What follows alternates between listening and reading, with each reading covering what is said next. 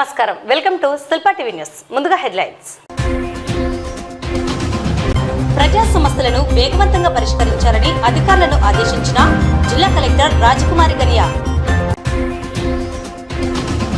మొక్కజొన్న పంట రైతులకు గిట్టుబాటు ధర కల్పించాలని ప్రభుత్వాన్ని డిమాండ్ చేసిన సిపిఐ నాయకులు. హాకీ ఆంధ్రప్రదేశ్ అధ్యక్షుడిగా చాణక్యరాజు ఎన్నిక. శ్రీ సంకల్ప ఒలింపియాడ్ స్కూల్ నందు ఎల్లో డే సెలబ్రేషన్స్. దేవాలయాలను ధార్మిక సంఘాలకు అప్పచెప్పాలని పేర్కొన్న విశ్వ హిందూ పరిషత్. నంద్యాల పట్టణం గుడిపాటిగడ్డలో వ్యక్తి దారుణ హత్య.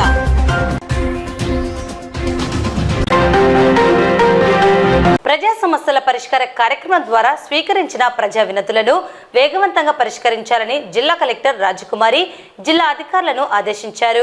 సోమవారం కలెక్టరేట్లోని సెంటనరీ హాలులో public grievance redressal system PGRS కార్యక్రమంలో పాల్గొని జిల్లాలోని వివిధ ప్రాంతాల నుండి వచ్చిన ప్రజల నుండి వినతులను స్వీకరించారు.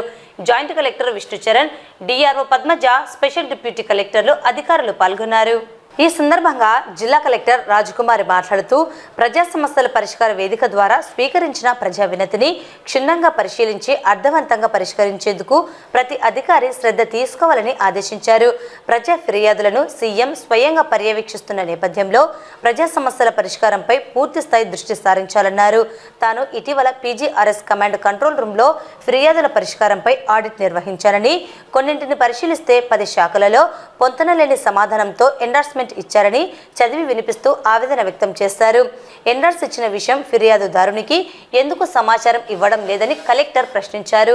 ఫిర్యాదుదారుడి సమస్యకు సంబంధించి సరియైన ఎండార్స్మెంట్ ఇవ్వడంలో ఎందుకు ఇబ్బందులు పడుతున్నారని ఆమె ప్రశ్నించారు. సరియైన ఎండార్స్మెంట్ ఇవ్వాలని ప్రతి దరఖాస్తును రీఓపెన్ చేస్తామన్నారు. ఫిర్యాదుదారుని అర్జీ మీ శాఖది కాకపోతే సంబంధిత శాఖకు తక్షణమే ఫార్వర్డ్ చేయాలని ఆమె ఆదేశించారు. అర్జీలను ఎటువంటి పరిస్థితులలో తిరస్కరించకుండా తెలుగులో అర్జీదారునికి అర్థమయ్యే రీతిలో 4-5 వాక్యాలు స్పష్టంగా రాసి పంపాలన్నారు. ఈ కార్యక్రమంలో 307 మంది అర్జీదారులు తమ సమస్యల పరిష్కారానికి జిల్లా కలెక్టర్కు అర్జీలు సమర్పించారు.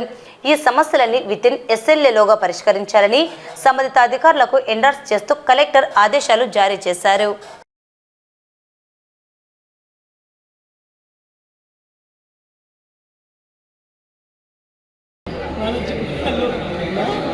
మేము ట్రైనింగ్ అయితే MPHF ట్రైనింగ్ చేసినాము. కాకపోతే మమ్మల్ని ANM గ్రేడ్ 3గా తీసుకున్నారు. 3 years తర్వాత మాకి ప్రమోషన్ ఇస్తామని అన్నారు. ఇప్పుడు 5 years అవుతుంది. October 2 వస్తే 5 years కంప్లీట్ అవుతుంది. ఈ ప్రభుత్వంలో మాకు ప్రమోషన్ ఇస్తారని అంతే ఆశిస్తున్నాము. అంతేకాకుండా మాకి అదర్ డిపార్ట్మెంట్స్ వర్క్లు మేము చేసినప్పుడు మాకి మదర్ డిపార్ట్మెంట్ వర్క్స్ ఎక్స్క్లూడ్ చేయాలి. మొత్తానికి మేము మేడంకి విన్నవించుకునే దానికి మేడం సానుకూలంగానే స్పందించినారు, చేస్తారని మేము కోరుకుంటున్నాము. మేము village and health medical ward సెక్రటరీగా పనిచేస్తున్నాము. మాకు చాలా సమస్యలు ఉన్నాయన్నమాట. ఆ సమస్యలను మేము కలెక్టర్ ముందర పెట్టడానికి ఆ మేడం గారికి మేము ఈ రోజు విన్నపం చేసుకున్నాము. మెయిన్ గా వచ్చేసి మేము 2 శాఖల పనులు చేయాల్సి వస్తుంది. ఎక్కువ వచ్చేసి మెడికల్ హెల్త్ లో ఎక్కువ మాకు 70 యాప్లు ఉంటాయి. ఆ యాప్లతోనే మా పని సతమతం అవుతుంటాము. అది కాక మాకు మున్సిపాలిటీ తరపు నుంచి, FPDOల తరపు నుంచి అనేకమైన పనులు యాడ్ చేస్తూ ఉంటారన్నమాట. ఆ పనులకు మేము దూరంగా ఉండాలనేసి మెయిన్ గా మేము విన్నపం చేసుకున్నాము. మాకు ఇంకొకటి వచ్చేసి గ్రేడ్ 3లో ఉన్నాం. ANM గ్రేడ్ 3 అని ఉంది. దాని ఎగ్జామ్ రాసిన తర్వాత మా గ్రేడ్ మారుతుందని ఇది వరకు చెప్పారు. ఇంకా ఈసారి కొత్త ప్రభుత్వం వచ్చింది. మా విన్నపాలు విని మాకు సార్ వాళ్ళు మా మీద దయ ఉంచి అది చేస్తారు అనే నమ్మకంతో మేము ఇంత దూరం వచ్చామన్నమాట. అందరం కలిసి మా గ్రేడ్ 3గా మారేసి MPHF పదోన్నతి కావాలని మెయిన్ గా మేమందరం ఇక్కడికి రావడం జరిగింది. కలెక్టర్ మేడం గారికి ఇచ్చాము. ఇది రాష్ట్ర వ్యాప్తంగా ఉన్న ఇష్యూ కాబట్టి మేము ఒకసారి స్టేట్ కూడా ఇది పంపిస్తామని మాకు మేడం గారు మంచిగా సలహా ఇచ్చారు. మా విన్నపాన్ని కూడా చూసి ఇవన్నీ చేస్తాము, మీరందరూ ఇంకా తడవ రావద్దండి, ఇవైతే చేస్తాము, ఇవి చిన్న చిన్న ఇష్యూలు మేమైతే చేయగలం అని చెప్పారు. మాకు ఇందుకు సంతోషంగా ఉంది. ఇందుకు మేడం గారికి ధన్యవాదాలు తెలుపుకుంటున్నాను. ఆంధ్రప్రదేశ్ లోని స్వాతంత్రం వచ్చినటువంటి 1950లో కొత్త రాజ్యాంగం ఏర్పడింది. ఆనాటి నుంచి ఈనాటి వరకు కూడా షెడ్యూల్ కులాలకు చెందిన జనాభా ఏమాత్రము పెంచలేదు. రిజర్వేషన్లు ఆనాడు జనాభాకు అనుగుణంగా 15% వచ్చినాయి. ఆ తర్వాత ఇప్పటి వరకు కూడా దాదాపు 70 సంవత్సరాల పూర్తి కాలం అవుతున్నా కూడా ఇందులో ఏమాత్రం కుల గణాంకాలు చేయలేదు. రాజకీయపరమైన గణాంకాలు సేకరణ ప్రభుత్వాలు చేసినాయే కానీ కులాలకు సంబంధించిన రిజర్వేషన్లు పెంచడానికి కుల గణాంకాలు చేపట్టలేదని చెప్పిన విషయాన్ని ప్రభుత్వానికి తెలియజేస్తా ఉన్నాం.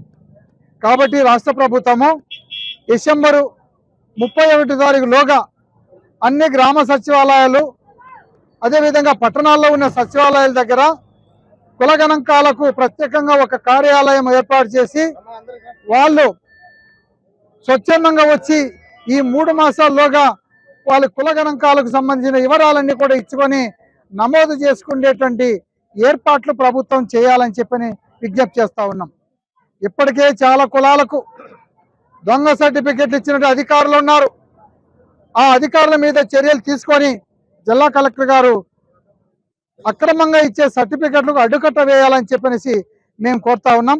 రాష్ట్రంలోని contract, outsourcing, daily wage, part time, ఎన్ఎంఆర్లు మరియు అన్ని ప్రభుత్వ శాఖల్లో పనిచేస్తున్న కార్మికులందరికీ కనీస వేతనము 26,000 రూపాయలు, అలాగే కాంట్రాక్టు అవుట్సోర్సింగ్ కార్మికులందరినీ పర్మనెంట్ చేయాలని, కాంట్రాక్టు అవుట్సోర్సింగ్ కార్మికులందరినీ ప్రభుత్వ ఉద్యోగస్తులుగా గుర్తించాలని చెప్పేసి ఈరోజు దేశవ్యాప్తంగా సిఐటియు ఆధ్వర్యంలో రాష్ట్ర కమిటీ పిలుపు మేరకు ఈరోజు నంద్యాల జిల్లా కలెక్టర్ కార్యాలయం వద్ద మహాధర్నా కార్యక్రమము నిర్వహించడం జరిగింది. ఇప్పటికైనా కానీ తెలుగుదేశం పార్టీ కూటమి ప్రభుత్వం వారు మున్సిపల్ కార్మికులను, అగ్రికల్చర్ డిపార్ట్మెంట్ పనిచేసే కాంట్రాక్టు అవుట్సోర్సింగ్ కార్మికులను అందరినీ గుర్తించి వారి యొక్క న్యాయమైన సమస్యలను పరిష్కారం చేయాలని, లేని పక్షంలో భవిష్యత్తులో కార్మికులందరూ మూకుమ్మడిగా ఏకమై వాళ్ళ హక్కులను సాధించుకున్నట్టుకు పోరాటం చేయాలని చెప్పేసి సిఐటియుగా విజ్ఞప్తి చేస్తున్నాం. ఇది మంచి పద్ధతి కాదు. కాబట్టి ఈ రోజు మున్సిపాలిటీలో కాంట్రాక్ట్ వర్కర్స్ పనిచేస్తున్నారు, ఆర్ఈఆర్ఎస్ లో పనిచేస్తున్నారు, ఇట్లే హాస్పిటల్స్ లో, ఎంఆర్ ఆఫీసులు, ఇట్లా ప్రతి డిపార్ట్మెంట్ లో కూడా ఈ రోజు కాంట్రాక్ట్ వర్కర్లు తక్కువ వేతనంతో పనిచేసే పరిస్థితి ఉంది. వాళ్ళకు ఈఎస్ఐ లేదు, పిఎఫ్ సౌకర్యం లేదు, చనిపోతే కనీసం వాళ్ళ కుటుంబంలో ఒకరికి ఉద్యోగం ఇచ్చే పరిస్థితి లేదు. చాలా దుర్మార్గంగా ఈ రోజు ఈ ప్రభుత్వం అవలంబిస్తా ఉంది. ఈ మధ్యనే కేంద్ర ప్రభుత్వం కనీస వేతనం 26,000 ఉండాలని చెప్పేసి మొన్ననే ప్రధానమంత్రి ప్రకటించడం జరిగింది. కాబట్టి ఆ జీవోలను వెంటనే అమలు చేసి ప్రతి ఒక్క కార్మికునికి 26,000 రూపాయలు వచ్చేలాగా ఈ ప్రభుత్వం నిర్ణయం చేయాలని చెప్పేసి ఈ ధర్నా సందర్భంగా కోరుతున్నాం. ఈరోజు సిఐటియు అన్ని జిల్లా కేంద్రాల్లో కాంట్రాక్ట్ అవుట్సోర్సింగ్ ఉద్యోగుల్ని క్రమబద్ధీకరించాలని, ప్రభుత్వానికి గుర్తు చేయాలనే ఉద్దేశంతోనే కలెక్టరేట్ల ముందు ఆందోళన పిలిపివ్వడం జరిగింది. ఈ రోజు కాంట్రాక్ట్ అవుట్సోర్సింగ్ ఉద్యోగులు తమ జీవితాలను మొత్తం ప్రభుత్వ సేవలకు, ప్రజలకు అంకితం చేసేటువంటి పరిస్థితి ఉంది. జిల్లాలో మొక్కజొన్న పంట రైతులకు క్వింటాకు 3,300 రూపాయలు గిట్టుబాటు ధర కల్పించాలని, మార్కెట్ ద్వారా కొనుగోలు చేయాలని కోరుతూ సిపిఐ ఆంధ్రప్రదేశ్ రైతు సంఘం నాయకుల ఆధ్వర్యంలో నంద్యాల జిల్లా కలెక్టర్ కార్యాలయం ముందు ధర్నా నిర్వహించి ప్రజా సమస్యల పరిష్కార వేదికలో జిల్లా కలెక్టర్ రాజ్కుమారికి వినతి పత్రం ఇవ్వడం జరిగింది. ఈ సందర్భంగా సిపిఐ జిల్లా కార్యదర్శి రంగనాయుడు మాట్లాడుతూ జిల్లాలోని నందికొట్కూరు, ఆళ్లగడ్డ, బనగానపల్లె, ఆత్మకూరు, పాణ్యం నియోజకవర్గాలలోని మండలాలలో సుమారు 20,000 హెక్టార్లలో మొక్కజొన్న పంటను రైతులు పండించారని తెలిపారు. పంటలు చేతికి వచ్చే సమయంలో అధిక వర్షాలతో రైతులు తీవ్రంగా నష్టపోయారన్నారు. ప్రభుత్వము మార్కెట్ ద్వారా రైతు కేంద్రాలలో మొక్కజొన్న పంటను కొనుగోలు చేసి క్వింటాకు 3,300 రూపాయలు అందించి ప్రభుత్వమే కొనుగోలు చేసి రైతులను ఆదుకోవాలని డిమాండ్ చేశారు. దళారీ వ్యవస్థ లేకుండా వ్యవసాయ అధికారులు చర్యలు చేపట్టి పంట నష్టపోయిన రైతులకు ఎకరాకు 40,000 రూపాయలు ఇచ్చి ఆదుకోవాలన్నారు. ఈ కార్యక్రమంలో సిపిఐ జిల్లా సహాయ కార్యదర్శి బాబా ఫక్రుద్దీన్, రైతు సంఘం జిల్లా కార్యదర్శి సోమన్న, ఏఐటియుసి జిల్లా ఆర్గనైజింగ్ కార్యదర్శి బాలకృష్ణ, గోస్పాడు మండల సిపిఐ కార్యదర్శి హరినాథ్, సహాయ కార్యదర్శి జిలాని భాష, రైతు సంఘం జిల్లా సహాయ కార్యదర్శి నరసింహులు, సిపిఐ సీనియర్ నాయకులు సంజీవులు, పాములేటి, ఏఐఎస్ఎఫ్ జిల్లా కార్యదర్శి ధనుంజయ్ తదితరులు పాల్గొన్నారు. ఈరోజు నంద్యాల జిల్లా వ్యాప్తంగా 20,000 హెక్టార్లు మొక్కజొన్న పంటలు వేసిన రైతులు తీవ్రంగా నష్టపోవడం జరిగింది. ప్రభుత్వము వెంటనే స్పందించి వాటికి గిట్టుబాటు ధర కల్పించాలని సిపిఐ ఆంధ్రప్రదేశ్ రైతు సంఘంగా మేము జిల్లా కలెక్టర్ గారికి దరఖాస్తు చేస్తున్నాం. ఈరోజు రైతుల పరిస్థితి ఎంత దయనీయంగా ఉంది అంటే ఈ యొక్క నకిలీ విత్తనాలతో చాలని వర్షాలతో ఇబ్బంది పడుతూ ఉన్న సందర్భంలో పంటలు వేయడం జరిగింది. అయితే వరికి అనుకూలంగా లేని పరిస్థితుల్లో మొక్కజొన్నను రైతులు ఎన్నుకొని వాటి ద్వారా లబ్ధి చేకూరాలనే ఉద్దేశంతో మొక్కజొన్న పంట వేశారు. మొక్కజొన్న పంట అధిక వర్షాల వల్ల తీవ్రంగా నష్టపోవడం జరిగింది. 20,000 ప్రభుత్వ అంచనాల ప్రకారం 20,000 హెక్టార్లు ప్రభుత్వము రైతులు నష్టపోవడం జరిగింది. ప్రభుత్వమే ఈ కలెక్టర్ ద్వారా విచారణ జరిపించి ఎకరాకు 35,000 40,000 రూపాయలు పంట నష్టపరిహారం ఇవ్వాలి. అదేవిధంగా పండించిన పంటకు గిట్టుబాటు ధర 3,200 రూపాయలు నికరంగా ధర ఇవ్వాలని మేము డిమాండ్ చేస్తున్నాం. ఈరోజు ప్రధానంగా నందికోట్కూరు, ఆళ్లగడ్డ, అదేవిధంగా బనగానపల్లి ప్రాంతాల్లో మొక్కజొన్న పంటను రైతులు సాగు చేశారు. ఈ జిల్లాలో 20,000 హెక్టార్లలో మొక్కజొన్న పంట వేశారు. అయితే పంట బాగా రైతులు పండించారు. ఈ అధిక వర్షాల వల్ల పూర్తిగా పంట సర్వనాశనమైంది. ఈరోజు మార్క్ఫెడ్ సంస్థ ద్వారా ఆ రైతాంగాన్ని ఆదుకోవాలని క్వింటాల్కి 3,200 రూపాయలు ధర కల్పించాలని చెప్పేసి ఈరోజు భారత కమ్యూనిస్ట్ పార్టీ సిపిఐ ఆంధ్రప్రదేశ్ రైతు సంఘంగా మేము డిమాండ్ చేస్తా ఉన్నాం. ఆదివారం గుంటూరులో జరిగిన హాకీ ఆంధ్రప్రదేశ్ సర్వసభ్య సమావేశంలో నిర్వహించిన ఎన్నికల్లో నంద్యాలకు చెందిన రిటైర్డ్ డిఎఫ్ఓ అయిన చాణక్యరాజును ఏకగ్రీవంగా వరుసగా రెండవసారి అధ్యక్షుడిగా సభ్యులు ఎన్నుకోవడం జరిగింది. అలాగే కార్యదర్శిగా హర్షవర్ధన్, ట్రెజరర్గా థామస్ పీటర్, ఎగ్జిక్యూటివ్ సభ్యులను ఎన్నుకున్నారు. ఈ మేరకు సోమవారం నంద్యాల ఎస్పీజీ హైస్కూల్ నందు హాకీ ఆంధ్రప్రదేశ్ అధ్యక్షుడిని పాఠశాల హెచ్ఎం జీవలత మరియు ఉపాధ్యాయుల ఆధ్వర్యంలో ఏర్పాటు చేసిన అభినందన సభలో చాణక్యరాజును అభినందించారు. గత 4 సంవత్సరాలలో 2 జాతీయ స్థాయి హాకీ పోటీలు, ఒక ఉమెన్ మీట్ విజయవంతంగా నిర్వహించారని తెలిపారు. రాబోయే 4 సంవత్సరాలలో మరింత హాకీ క్రీడాభివృద్ధికి, క్రీడాకారులకు తన వంతు ప్రోత్సాహం అందిస్తానని అధ్యక్షుడు చాణక్యరాజు పేర్కొన్నారు. ఈ కార్యక్రమంలో hockey Nandyal joint secretary Diwakar, Manikyaraju, Stephen, Kennedy మరియు సీనియర్ క్రీడాకారులు మధు, శ్రావణ్, లహరి తదితరులు పాల్గొన్నారు. నిన్న 29th సెప్టెంబర్ 2024లో మా యొక్క సర్వసభ్య అంటే హాకీ ఆంధ్రప్రదేశ్ సర్వసభ్య సమావేశం గుంటూరులో జరిగింది. అక్కడ జరిగిన కార్యక్రమంలో స్టేట్ వైడ్గా ఎలక్షన్స్ కూడా జరిగినాయి. ఈ ఎలక్షన్స్లో ప్రెసిడెంట్గా హాకీ ఆంధ్రప్రదేశ్ ప్రెసిడెంట్గా చాణక్యరాజు నేను అలా యునానిమస్గా ఎలక్ట్ కావడం జరిగింది. అట్లాగే స్టేట్ జనరల్ సెక్రటరీగా హర్షవర్ధన్, స్టేట్ ట్రెజరర్గా థామస్ పీటర్, వీళ్ళంతా కూడా మిగతా కార్యవర్గం అంతా కూడా ఎన్నిక కావడం జరిగింది. మేము 2వ టర్మ్ నేను ఎన్నిక కావడం జరిగింది. మొదటి 4 సంవత్సరాలు టర్మ్లో మేము కొన్ని విజయవంతమైనటువంటి పనులు చేసినాము. అట్లాగే ఈ రాబోయే 4 సంవత్సరాల్లో కూడా ఇంకా మేము ఎక్కువగా ఈ టోర్నమెంట్స్ కానీ పిల్లలను ఆడిపించడం కానీ పిల్లలకు ఎంకరేజ్ చేయడం జరుగుతుంది. ఇక ముందు కూడా మేము ఈ యొక్క హాకీని ముందుకు తీసుకోవడానికి మేము కృషి చేస్తామని తెలియజేస్తున్నాం.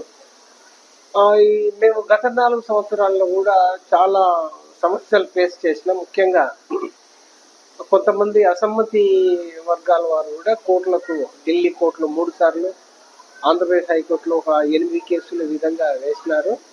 మాకు గుర్తింపు రాకూడదని చెప్పి, శాప్ నుంచి రాకూడదని చెప్పి శాప్కు మిగతా వాళ్ళకు లెటర్ రాయడం జరిగింది.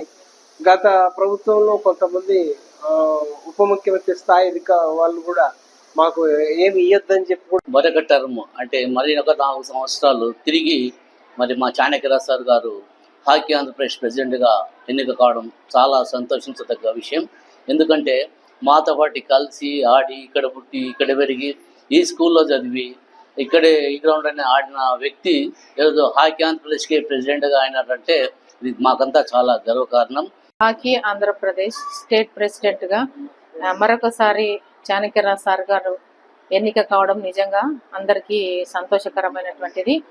గడిచిన 4 సంవత్సరాలు కూడా సార్ గారు స్టేట్ ప్రెసిడెంట్గా ఉండి మరి ఎన్నో అభివృద్ధి కార్యక్రమాలు చేస్తూ పిల్లలకు ఎంతో ఉపయోగకరంగా మరి ఈ క్రీడలు వారికి ఉన్నాయి. మరి వారి స్ఫూర్తిని తీసుకొని మరి తిరిగి నిన్నటి రోజున వారికి ఎలక్షన్స్ జరగడం జరిగింది. సో ఆ ఎన్నికలలో తిరిగి సార్ గారు మరొక 4 సంవత్సరంలో ఏపీ హాకీ ప్రెసిడెంట్గా ఎన్నిక కావడం మరి మాకందరికీ సంతోషకరంగా ఉంది. శ్రీ సంకల్ప్ ఒలింపియాడ్ స్కూల్ నందు సోమవారం ప్రత్యేకంగా ఎల్లో డే సెలబ్రేషన్స్ నిర్వహించడం జరిగింది. ఈ కార్యక్రమానికి ముఖ్య అతిథిగా స్కూల్ చైర్మన్ సూర్యదేవర సుధాకర్ హాజరై విద్యార్థులకు ఎల్లో కలర్ విశిష్టతను తెలియజేశారు. విద్యార్థులు ఎల్లో రంగు దుస్తులు ధరించి అద్భుతంగా నృత్యాలు చేశారు. అలాగే ఎల్లో కలర్ కు సంబంధించిన వివిధ కృత్యాలను విద్యార్థులు చేసి అందరినీ అలరించారు.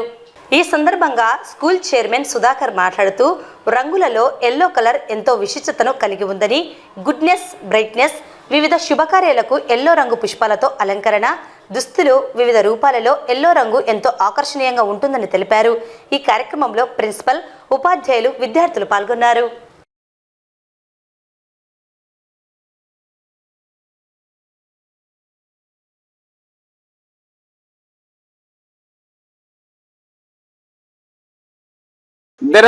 There are different colors among the colors. So the important colors are white, blue, red, green and yellow. Yellow is very significant color. Yellow is very significant color. So it is so bright and colorful, no yellow? Yes. What is the significance of color yellow? Yellow is meant for good. It's meant for goodness. It's meant for happiness. So where there is a happy mood to celebrate the functions, we decorate the things in yellow color. That represents we are in happy mood, we are enjoying the function, we are enjoying the moment. So yellow is very important color. It represents goodness and happiness in our lives. So you can find so many things which are in yellow color. If you observe the walls of our school, here the screens, different parts of our multi-play station, different walls of your classrooms were decorated in yellow. So to make you happy every time, we gave you priority for yellow color. Right, like this you can celebrate other colors also. So as a kid, you must know different colors. You must know the difference among the different colors. For organizing this event, to make the yellow color a strong impression on you. Tirumala Shri Venkateswara స్వామి మహాప్రసాదం లడ్డూలో కల్తీని వాడి హిందువుల మనోభావాలను దెబ్బతీసిన వారిని కఠినంగా శిక్షించాలని, హిందూ దేవాలయాలను ధార్మిక సంఘాలకు అప్పచెప్పాలని, అన్యమత ఉద్యోగస్తులను దేవాలయ విధుల నుండి తొలగించాలని కోరుతూ విశ్వ హిందూ పరిషత్ అన్ని ధార్మిక, వ్యాపార, కుల సంఘాలను కలుపుతూ సోమవారం ఉదయం భారీ నిరసన ర్యాలీ చేపట్టినది.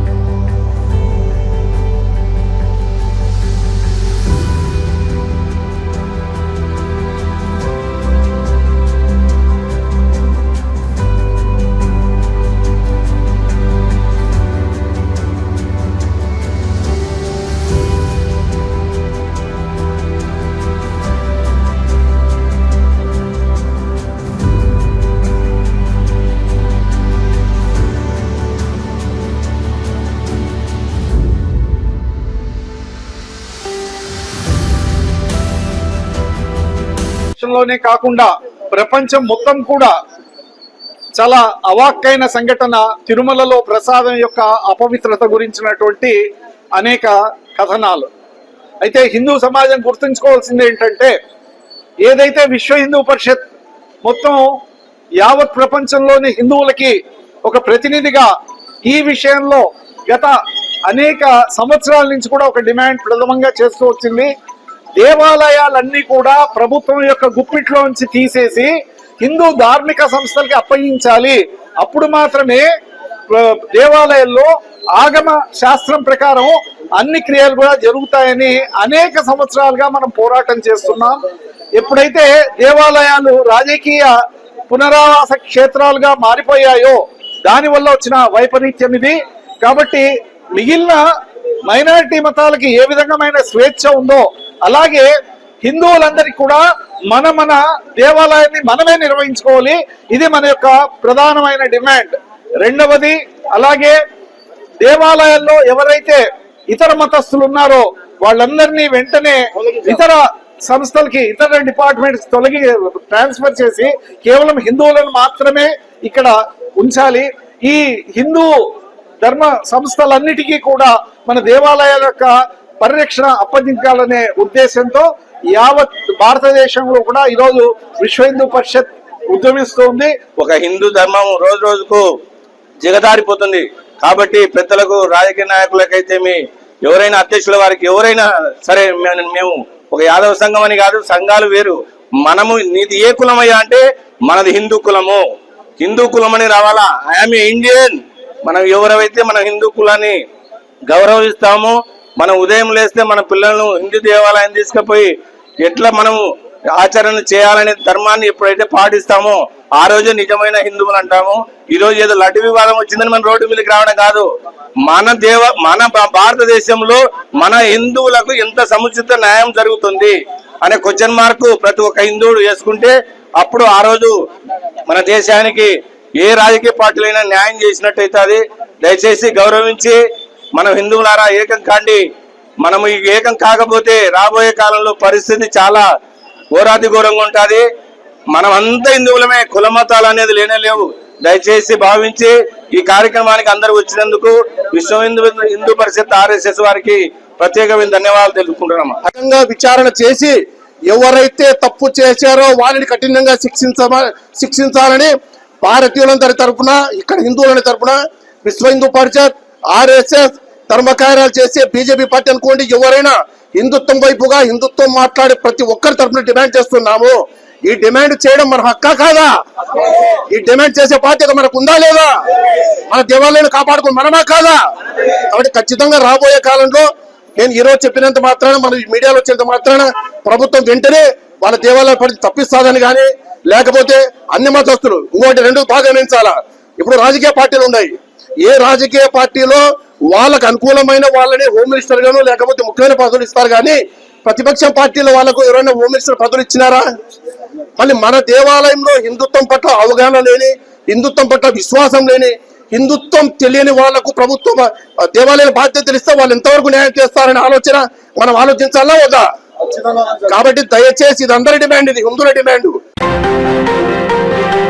నంద్యాల పట్టణం గుడిపాటి గడ్డలో బాలిశెట్టి సాయి మనోహర్ దారుణ హత్యకు గురి కాబడ్డాడు. దుర్గా ప్రసాద్ అనే వ్యక్తి హత్య గావించినట్లు తెలిపి పోలీస్ స్టేషన్లో లొంగిపోయినట్లు సమాచారం.